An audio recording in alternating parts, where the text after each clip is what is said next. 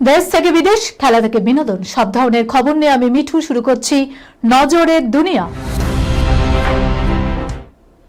গোষ্ঠীদ্বন্দ্বে উত্তাল নেপাল, বিক্ষোভ রুখতে জারি কারফিউ, সীমান্ত সিল করল ভারত। জেনজি আন্দোলনের পর এবার গোষ্ঠীদ্বন্দ্বে উত্তাল নেপাল। ভারতের সীমান্তবর্তী পারসা এবং ধানুষা ধাম জেলায় উত্তেজনা ছড়িয়েছে।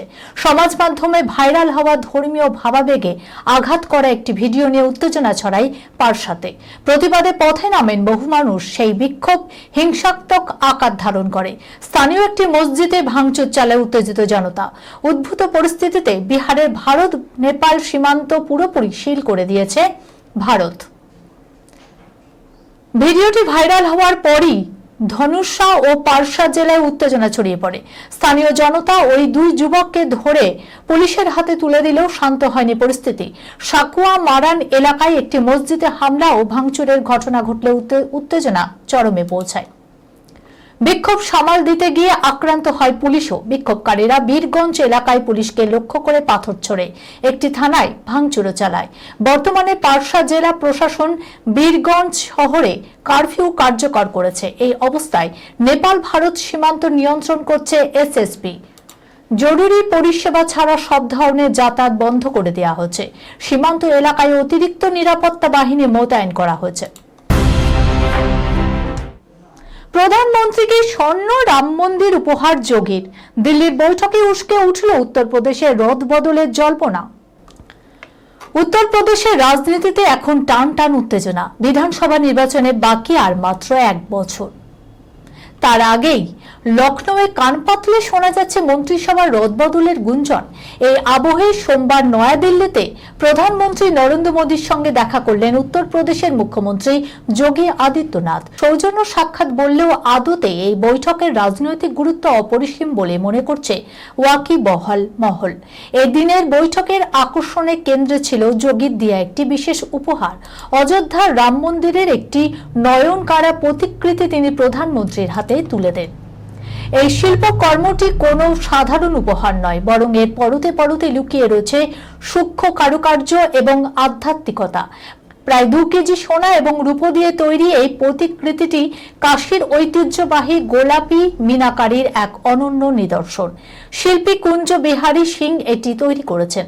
সনাতন ধর্মে 108 সংখ্যাটি অত্যন্ত পবিত্র। সেই রীতি মেনেই প্রতিকৃতিতে 108টি অংশ রয়েছে। এটি তৈরি করতে সময় লেগেছে টানা 108 দিন। বৈঠক শেষে যোগী আদিত্যনাথ সমাজ মাধ্যমে জানান, প্রধানমন্ত্রীর সঙ্গে তার এই সাক্ষাৎ অত্যন্ত ফলপ্রসূ হয়েছে। প্রধানমন্ত্রীর মার্গদর্শন নতুন উত্তরপ্রদেশে গড়ার পথে বাড়তি শক্তি যোগাবে। যদিও রাজনীতি কারবারিরা মনে করছেন শুধুমাত্র উপহার আদান প্রদান নয়, নির্বাচনের আগে মন্ত্রিসভায় বড়সড় রদবদল নিয়ে মোদির থেকে সবুজ সংকেত নিতেই এই সফর। পিঠে সুরসুরি দিলেই মিলবে ঘন্টায় 9,000 টাকা। ট্রেন্ডিং এই কাজের সঙ্গে পরিচয় ঘটেছে, চলুন দেখে নিই। হুমায়ুন আহমেদের লিলুয়া বাতাস উপন্যাসটির কথা মনে আছে? উপন্যাসের প্রধান চরিত্র মরুর বাবার এক বিচিত্র স্বভাবের বর্ণ আছে।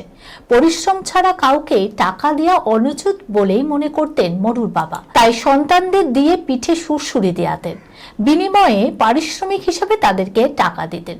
মরু এভাবেই ছোটবেলায় হাত খরচ জোগাড় করত। গল্প উপন্যাসে এমন ঘটনা পড়ে আমরা কিছুটা মজা পাই বটে, তবে বাস্তবে চোখের সামনে এমন একটা ঘটনা দেখতে পেলে বেশ অবাকই লাগে।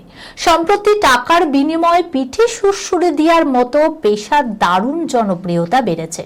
সোশ্যাল মিডিয়ায় ভাইরাল হওয়া এই পেশার পোশাকি নাম স্ক্যাচ থেরাপিস্ট।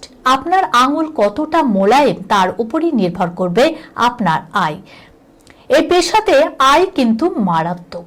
স্ক্যাচ থেরাপি করে প্রতি ঘন্টায় 9,000 টাকা উপার্জন করা যায়। বিদেশে এই পেশার ছড়াছড়ি রয়েছে। নিউ ইয়র্কে বিউটি স্টুডিও, সেলুন বা স্পাতে গ্রাহকদের পিঠ চুলকে দেওয়ার সেশন পরিচালনা করা হয়।